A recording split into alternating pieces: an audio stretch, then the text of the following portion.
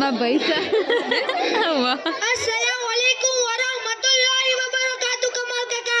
वालेकुम सलाम वरहमतुल्लाहि वबरकातुहू। मैं दादा अरे काका આ મોટી મોટી લઈ ચાડ્યા ખેરિયત તો છે?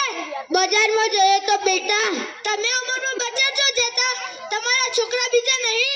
છોકરાનો હાલ તો પૂછો જ મત બેટા, છોકરો છોકરી પોત્રો પોત્રી બધા મળીને કુલ 25 થાય છે।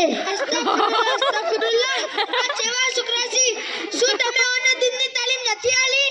અરે બેટા અમે સમજ્યા કે એઓને હાફિઝ મૌલવી બનશી તો કોઈ મદરસા મસ્જિદમાં 2-3 હજારમાં નોકરી કરશી તો 2-3 હજાર રૂપિયામાં જ શું ખાઈ અને અમને શું ખવડાવશી? અરે કાકા આ તમારી બધું ખોટી સોચ છે। શું અંગ્રેજી ભણશે તો જ ખવડાવશે? મોલસાબ બનશે તો ભૂખો રાખશે? જો કાકા એક મોલસાબ આવી રહ્યા છે એમનાથી પૂછી લઈએ।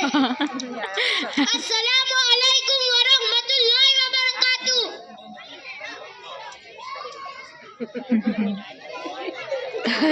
वालेकुम सलाम મોલસાબ અમે તમારા જ મદરસામાં ભણીએ છીએ। આ કાકા કહી રહ્યા છે કે હાફિઝ મૌલવી 2-3 હજારમાં નોકરી કરતા હોય એ ખુદ શું ખાય અને છોકરાને ખવડાવશે? મોલસાબ જરા મને સમજાવજો।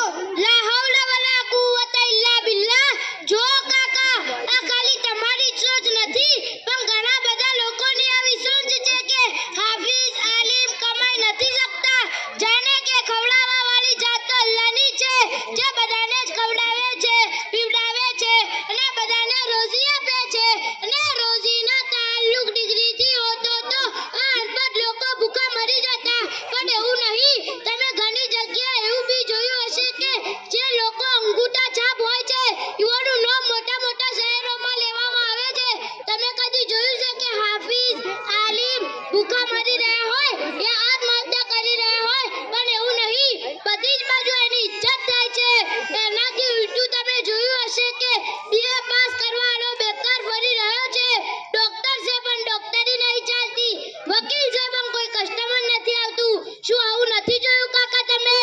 તમારી વાત 100% સાચી છે પણ મારા બેટા અને પોતરા મારું કીધું નથી માનતા, એનું શું કરું? અરે કાકા તમે ઓને દિનની તાલીમ આપી હોતી તો આવું ન કરતા, તમારી વાતને માનતા અને તમારી ખિદમત કરતા। મદરસામાં આવું જ ગોળવામાં આવે છે કે માના પગના નીચે જન્નત છે, બાપ જન્નતનો દરવાજો છે। કાકા સમજમાં આવ્યું? થોડું થોડું આવ્યું। આ તો કાકા તમને દિનના બારામાં કોઈ ખબર છે? શું તમે જ મુસલમાન છો? પૂછો મને દિનના બારામાં, મને બધી જ ખબર છે। તો બતાડો ગુસલમાં કેટલા ફરજ છે? ગુસલમાં 9 ફરજ છે। ચિયા નંબર 1 પાણીને હોવું, નંબર 2 મંજન બર્સને હોવું, નંબર 3 ટુવાલ અને લુંગીને હોવું, નંબર 4 લોટો અને ડોલનું હોવું, નંબર 5 કપડાં ઉતારીને નળ પાસે જવું, નંબર 6 પેશાબ કરવા જવું, નંબર 7 સાબુ અને કૂચાનું હોવું, નંબર 8 એક ખાસ વાર ઠંડીમાં ગરમ પાણીથી નાવું, નંબર 9 આ બધી ચીજો નહીં હોય તો ગુસલ નહીં થાય। બસ અસ્તગફિરુલ્લાહ અસ્તગફિરુલ્લાહ। અરે કમાલ કાકા તમે તો કમાલ કરી દીધો, બસ તો વટાડ્યો નહીં અને શું વટાડી દીધું?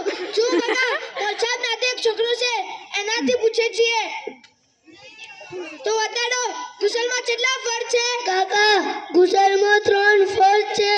નંબર 1 મોઢું ભરીને ગુલ્લી કરવી, નંબર 2 નાકની નરમ હડ્ડી તક પાણી પહોંચાડવું, નંબર 3 અને પૂરા બદન પર એવી રીતે પાણી બહાવવું કે એક બાલના બરાબર જગહ સૂકી ન રહે। ખબર કાકા આ તો ઘણું આસાન છે, અમે સમજ્યા કે 10-20 હજી।